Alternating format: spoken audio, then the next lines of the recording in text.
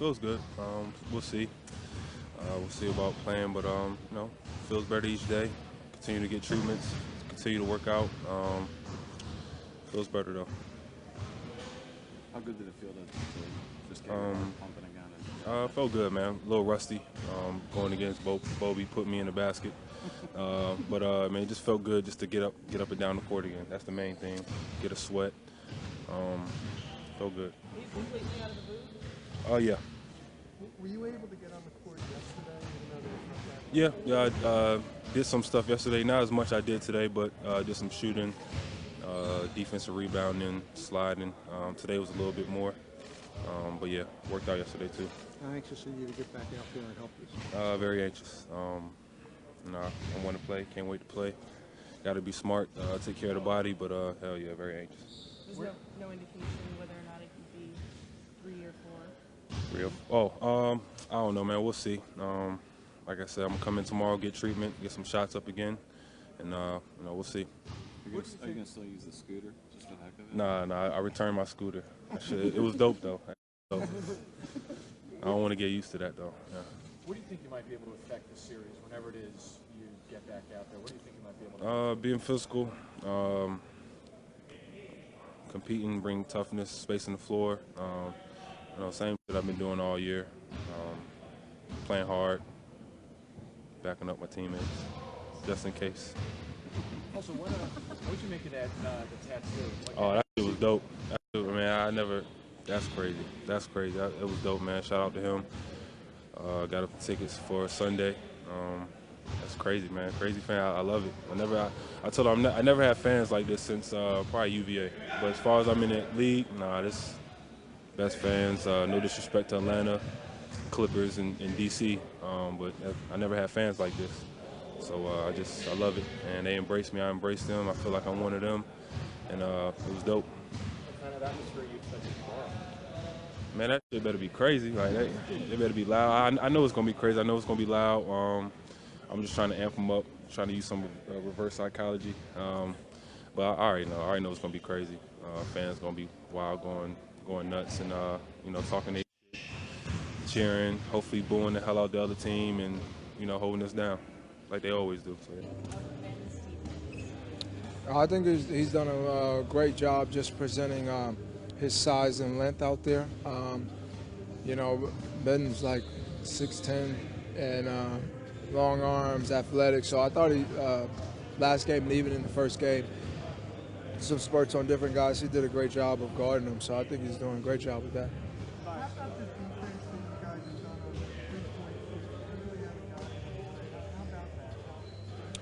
Yeah, in game 2, it was a big emphasis for us to fly out the shooters, make them take contested looks. I thought in the fourth quarter we got scrambled around a little bit too much and gave them too much, their shooters too much airspace. But overall, getting out to the three-point line has been a key of emphasis, not just for this team, but any team in the playoffs that we go against.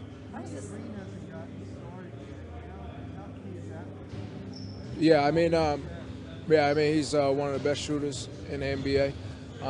So, we got to continue to be aware of where he is on the floor all game and closing out to him hard. Honestly, I don't know. I saw the video, but I don't know. I seen a video. Somebody was breaking it down all the way that he was during the game. I never thought that he was doing that. I thought he just lost it, but. The video, it kind of looked like he was a little bit, but I don't think so.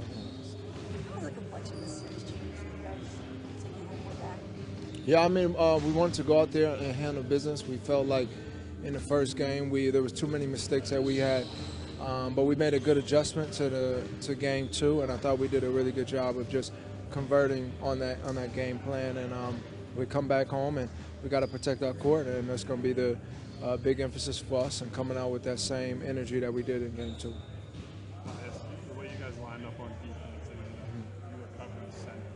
Yeah. How often have you done that in the past? And I guess, did you feel comfortable out there on the solo and the top? Yeah, we know the bulk load of their offense goes to Kawhi and Siakam and Lowry, so just to show them a different scheme out there. But guarded fives throughout my career. You know, when you play the four, you got to guard different guys. So being able to guard 3, 4, 5 has been, you know, for small ball now, you kind of have to adapt to that. So, you know, he's obviously bigger guy than me, taller, weighs more, but just making a lot of his touches hard and force him to be out on the perimeter a lot is the key of emphasis that I went to the game with. You got a sense of how they might talk about how they might counter that? Yeah. I mean, I would assume that they would try to look for him down there a little bit more, but we'll see what's presented in Game 3, and we'll you know, fight like we fought in Game 2 and be able to adapt.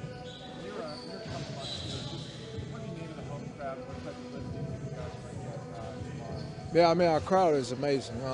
You know, it's loud. They bring energy. It's energetic, and for us, that's going to fuel us. And we just got to be ready to play. And we know our crowd is always behind us and wants us to win more than anybody. So we're going to fuel off that. The importance of making adjustments after Game 1 and before Game 2, and what were the ones that you were most satisfied with that worked in between the two games? I don't know. I think the way we just threw different schemes. Thank you. Get that back. It's bothering me. I think the way we just threw different schemes at a lot of different people on a team. More than anything, we just locked into the game plan. I think we paid attention to it. We knew how urgent everything was, how we needed the game, and I hope we go about it the same way at home. How important is it, given that you still hold court advantage back, how important is it to maintain that by winning this first one? I mean, I don't think anybody goes into a game to lose, so obviously we want to win the next 2, win the next 3 if we can. But we know how crucial it is, how important every possession is, especially against these guys. We talk about it, but we got to go out there and hoop. We got to go out there and win the game. Jimmy, you guys are the most effective rebounders in the playoffs. How much do you guys discuss that success is all personnel driven, or certain things you guys work on, drill to succeed in that area? I don't think we talk about it. I think everybody just knows to go get the ball, all 5 rebound on the defensive end. And then if you're a quote-unquote go guy, crash the offensive boards. If you're not, get back. That's just part of the roles that we have. You do your job, go in there and rebound and crash offensive boards. You get your hand on a lot of them. Jimmy, you took 10 threes. That's the most threes you've ever taken in your career. I don't like shooting threes. They just told me that, actually. So they just told me that. Was that an example of maybe something that you saw as an adjustment, or is it just you were taking what they were doing? A little bit of both. And I think my guys were like, you got to be a lot more aggressive. But like I said, I'm gonna continue to play the game the right way. If I'm open, I'm gonna shoot it. If I'm not, I'm gonna pass it. And I always look for the open guy, try to get my teammates going, as always. But I think, you know, here and there, maybe you do take a few more threes. It's proving that, you know, if the Raptors or whoever you're playing can take someone away, like Joel, you know, basically any one of you can have a big night and stuff like that. Yeah, we know that. Anybody's gonna get hot for us on any given night. It's gonna be hard to shut everybody down, but at the same token, they got guys that can do the same thing. So as much star power as both teams have, it's all about who's gonna make the other team take the most contested shots, rebound, not turn the ball over and guard to the best of their ability. I think you got 2 really good teams going up against one another. Hell, it's like that everywhere in the playoffs right now. So whoever's locked in the most is going to win. What's the growing process Everybody wants to talk about chemistry. I think we're doing a great job of just being who we are, sticking together through the good and through the bad, not letting the media tear us apart like y'all be trying to do. What do you think of Ben's defense? Ben's key. He's a terrific defender. Damn sure whenever he locks into it. And then he's still running everything on the offensive end, which is definitely what we need him to do. But when he's out there, you know, deflecting the basketball and getting rebounds, getting steals, challenging shots, he's leading us at both ends right now. You know, 2 more guys? I only have 6 shots.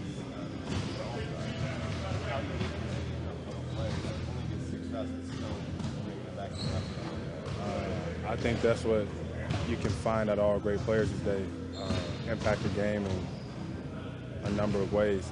And he does that every single night. And I think his biggest key right now is locking in on defense. He accepts that, and then he still goes out there and does what he has to do on offense. Still leading us, still paying attention, still working on his game, working on his body, make sure he's right. We need that. It could be anybody. Perfect. It's fun. This may have been pretty obvious. You guys are the most successful team in the postseason rebounding so far. What advantage do you feel like that's given you? How much do you guys discuss that? Is there other things you do beyond personnel to get advantages in that area? We a big team. We got a tall point guard. I guess I'm pretty tall myself, and we got a bunch of athletic guys. So, and we have the freedom to go crash the ball and get it whenever we want to. So we just gotta keep doing our job. What do you expect the atmosphere to be like at home tomorrow night? Man, it's gonna be Philly fans. They always show up, so I'm sure it's always the same. It's gonna be electrifying. You guys were putting Siakam in spots that it seemed like he wasn't comfortable shooting. Huh? Siakam, yeah. It looked like you guys were giving the shots that he just wasn't comfortable taking, and he was more confident taking it to the rim. Do you think you might see more from the outside from him in Game 3, or do you think you'll have to defend him any differently, or do you think that's what works for you? I mean, that's my job. Last year we made an adjustment, and I was guarding him, and I'm gonna keep guarding him the same way unless he shows me something up as far as making a couple threes, and then we can make some adjustments. But I'm just gonna keep doing my job and just contain him. What is it about Gasol that makes him such a good defender? He's a great defender. He's big. He's also pretty smart. And their whole defensive team, their whole defensive scheme, he's also they shift a lot. And, most of the time, even with them, they're saying double, triple team. So it's kind of hard to, find myself in a one-on-one situation. But he's a great defender. But I mean, if they're gonna keep throwing those double and triple teams, I gotta pass the ball. And that's all I can do. Either make a quick move or pass the ball. But because it's such a heavy shit team, it's kind of hard to go quick because they're coming. So I just gotta be patient and make the right decisions.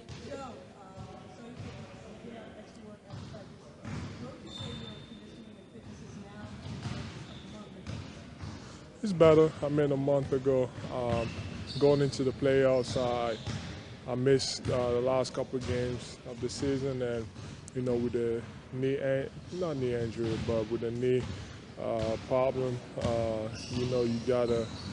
We try to manage it to make sure we don't play me as many minutes as I should play. Let's say if I was healthy, but he's gonna keep on getting better, and hopefully the knee keeps getting better too. You hold yourself to really high standards. How much are you looking forward to surpass and erase your two offensive performances from Game 1 and 2 tomorrow night? I'm looking forward to. I've been watching a lot of film. I've always figured out somehow.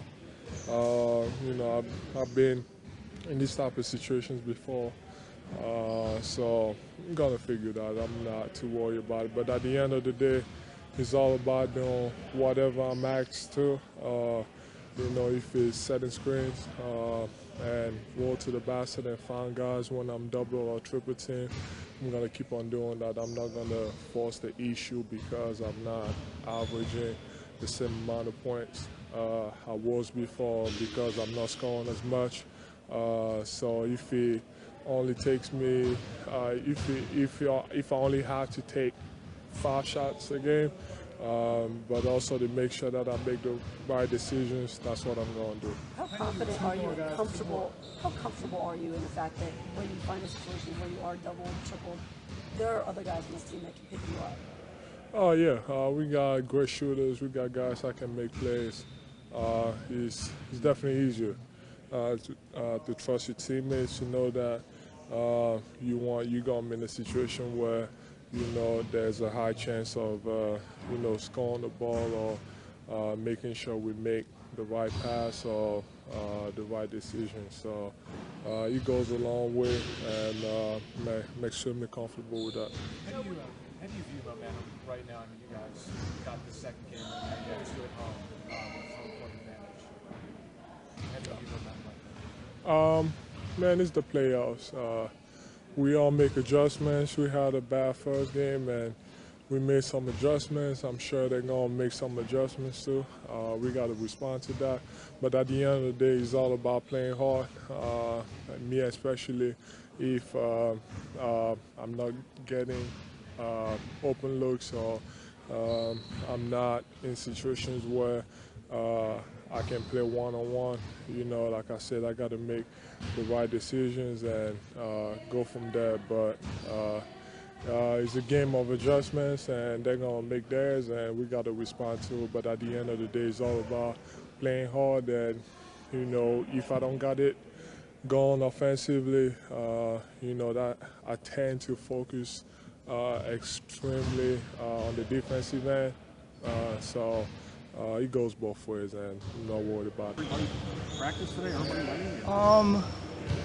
We had a solid walkthrough. We had some low-minute workouts that Mike Scott participated in, but the practice was what it has been for a while. Lots of sort of classroom-type stuff, offense, defense, repeating a game plan, letting them be aware of the adjustments that we will make.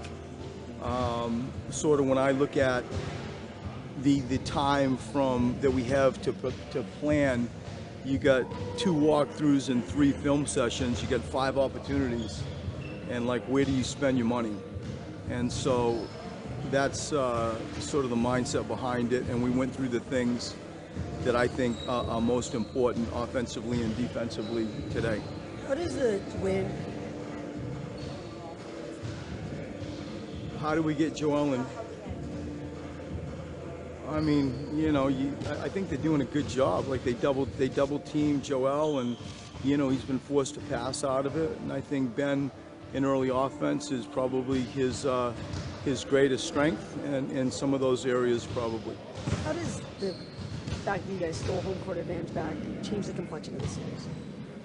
I mean, it just lets us know that first, you can win on the road, you can beat an excellent Toronto team. I think the excitement that we all have coming back to our fans. The Toronto building is loud, really loud. And it's just like we do the same thing here in Philadelphia and some. And, I think of it as much or as a part of that question that you asked is anything. It's, home court and our crowd, our fans, is an advantage. For that, how critical is it then to get off to a good start tomorrow to make sure that Toronto doesn't take that advantage in that crowd away? I mean, I always think it's important. I don't think it's any more or less important tomorrow night. It's how you want to sort of start most games. Right. What do you think about the matchup with Tobias and Gasol, or some of those bigger bodies? And you expect they're going to try to exploit that. What did you see when he was out there? I mean, I thought he did a good job. When you sort of look into the crystal ball and forecast what might they do, we've gone through all that extensively. And obviously we're not going to talk much about that, but I hope that we've prepared like we should have, and that we're not going to be surprised in relation to that particular matchup. I thought Tobias did a good job, but none of us should not expect Mark to come in and try to be 7 foot and closer to the rim. Brett, how much more effective are you when you guys get into early offense? You seem like you really did a good job of that in game 2. kind of catching them before they can get set up, you know, getting stuff in transition like that? I mean, it's one of our strengths. If you're sort of scouting the Philadelphia 76ers, you know, you're probably going to say, like I say with Toronto, you better be mindful of the first 3 seconds. And for Ben Simmons and, you know, dribble out guys like Jimmy and Tobias and so on, it's easy to talk about that than at times it is to do it when you're extending your heavyweights into the 40-plus minutes. To think you're going to come out in an NBA playoff game and turn it all game, all possessions into a track meet is really naive. And so we hope to run as much as we can. It is an advantage, but to think it's going to be like the separation point is ambitious. How much do you enjoy this time? You know, it's like a lot of guessing, switching game plans. You know, it's so much different than the regular season. I mean, I love it. This is my favorite time of the year to coach. To revisit sort of 12 years of playoff life I had with Pop, and to now be able to call upon those experiences and share them with my team, to game plan, to sort of coordinate a coaching staff's focal point, to delegate, try to lead and bring it together. This time of year is as exciting as it gets in the job that I have. With each round, the stakes get a little different. You know what I mean? Each round, like game 3, what's the biggest thing to guard against, you know, going into a game 3? I think it's anytime anybody feels comfortable, you're in trouble. Like there can be zero comfort level in anything, and it's the dynamics of you know, human beings, let alone athletes. It's just it's how at times people are wired, and it's my job, and it's truly the way I think. So it's not force-fed. There is no level of comfort, and we come back from Canada with a win. We believe that, like, what we talk about and try to focus on offensively, defensively, are sort of the baseline vanilla defensive parts of a game plan that we should. Inevitably something emerges that maybe you just didn't forecast, and you got to get on top of it. And so I think whether it's game 3, 5, 2, whatever, like, the comfort level after a win cannot exist. After dissecting the film, what ways do you think you guys can limit the turnovers that you had in game 2? I mean, just go back and categorize them. There can be things like just a basic sloppy pass. There could be stuff where you should have come to a jump stop and you didn't, and you take off on 1 foot without a plan, and you either throw it away or you run somebody over. There's execution things, maybe a little bit better screening action to free somebody up. And so to blanket stuff, you know, oh, that's a turnover. You know, I think we had 4 turnovers where we just tried to offensive rebound and we pushed Kyle Lowry. So, you know, those types of things we hope to reduce. How important is it then to neutralize Danny Green? You know what he can do, especially from the outside. He has not been effective this season. Well, I know Danny Green well enough to know that the chance of that continuing is small. And we caught a break the other night with the open look that he had. You go back and you look at the defense, you can't discredit the defense. It was a loose ball. I use the analogy like you're trying to pick up an orange seed. You just can't get it. And so the game's moving around and he ends up with an open look. But to think like, you know, that's common with what, you know, numbers he's produced in the first 2 games is not at all what I'm thinking and what I have learned, having spent a lot of time around him. What kind of boost would it be to have Scott back? In Toronto, you had your offense in front of your bench in the second half. Why did you do that? You didn't do it in the first round, I don't think. And then, how often did you do it during the regular season? We didn't do it a lot in the regular season. It's something that we did, I have done as a head coach, and we did it with Pop in San Antonio. The NBA rules on the road, you know, let you dictate what you want in front of you at the end of a game or at the start of the game, offense and defense. And so I wanted to get off to a good start. We had our defense in front of us in Toronto. I thought our guys did a great job defensively. And offensively, you know, you want to be able, especially with a new team, a young team, to be able to communicate some execution things. And really, you know, had the offense been going away from me, I very well could have, in mind, have called a timeout when I didn't. And we were lucky to have been able to be in that position. What kind of boost will it be to have Scott back? I'll go, Mike, Patty, here we go. We'll go one more question. What we got? Do you expect Mike to play tomorrow? Unsure. I think at 5 o'clock they'll make an announcement.